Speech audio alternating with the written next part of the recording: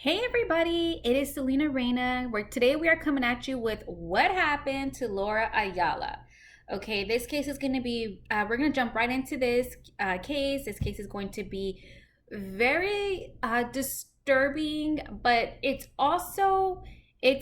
it's a case that has definitely impacted and touched a lot of people in the Houston area. So we're going to go ahead and jump right into this. By the way, this is episode number 3. Please feel free to review my other 2 videos, like and share and subscribe and hit that bell. Let's go ahead and get started.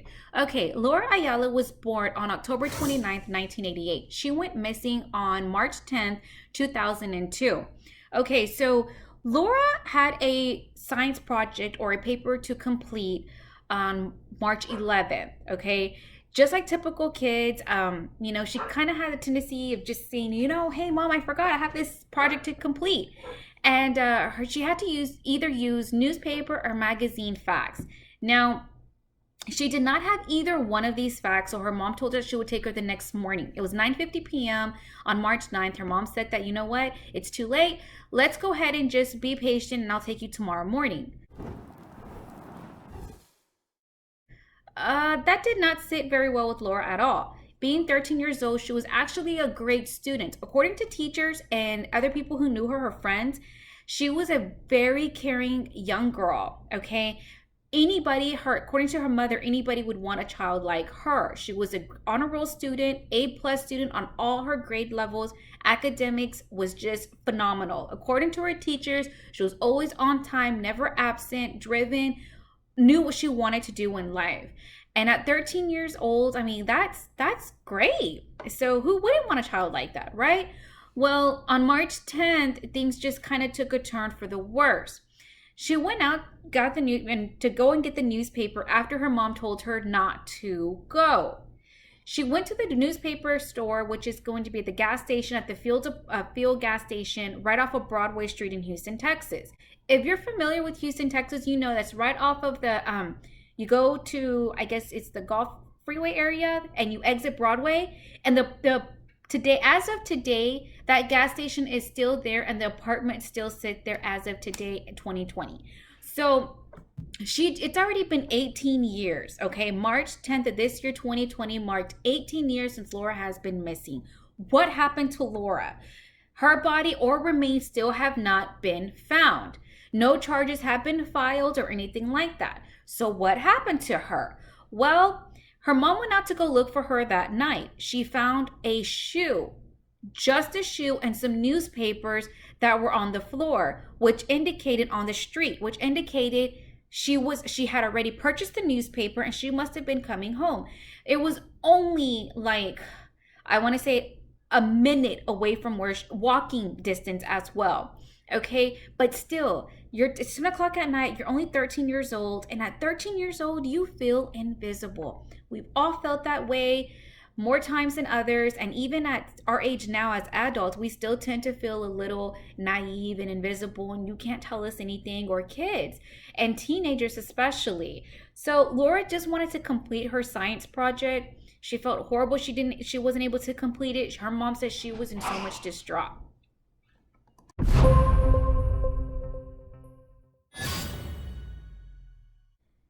Okay, so Laura's mom immediately called 911 when she saw that she could not find her daughter. She ran inside the gas station, asked if anybody had been able to identify her, and they did. They stated that Laura was there and that she did purchase the newspaper and was alone. Laura was very, very tiny, very skinny. She actually did not even look 13 years old. She probably looked about 9 or 10 years old. She was very little.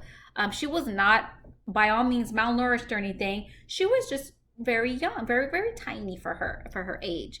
So anyways, the mom called 911. HPD went out there and filed a missing person report. However, it just was very hard to see if anything happened to her.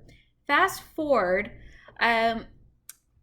prior to this, 3 other girls had went missing. Their bodies were found at the 1800 Market Street in Houston, Texas as well. One body of a 15-year-old girl named Esmeralda. Esmeralda, I have not done too much research about her, so I will not go into that much detail. All I know is that she went to her boyfriend's house, and on the way back walking home, she never came home.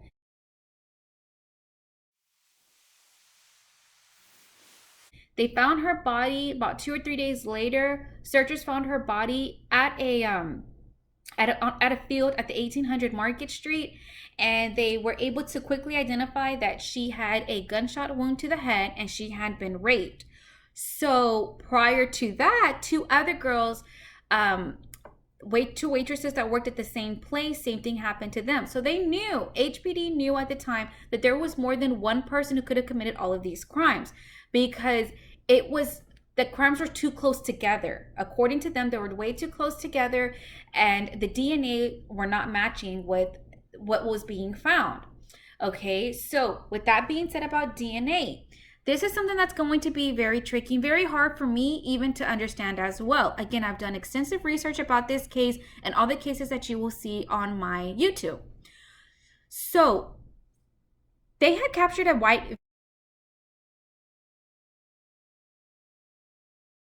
van, which a white van was seen on the footage at the gas station.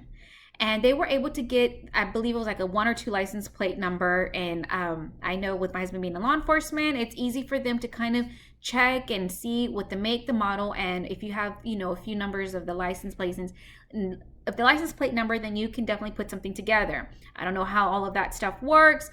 However, they were able to identify a truck. Now, there were 3 men named Walter, Edgardo, and Eduardo. All 3, Eduardo was only 16 years old. He was actually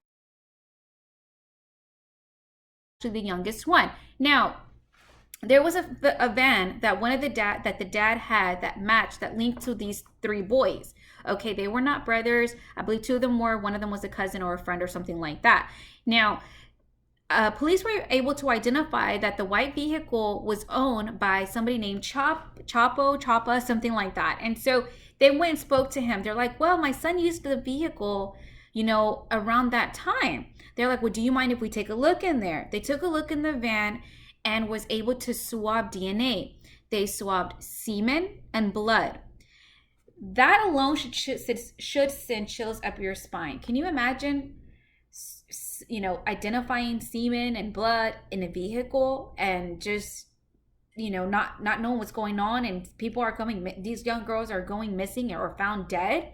So after they swabbed it, they went back to Laura Ayala and they swabbed her mom and her dad. They found the DNA, linked them together, and found a match.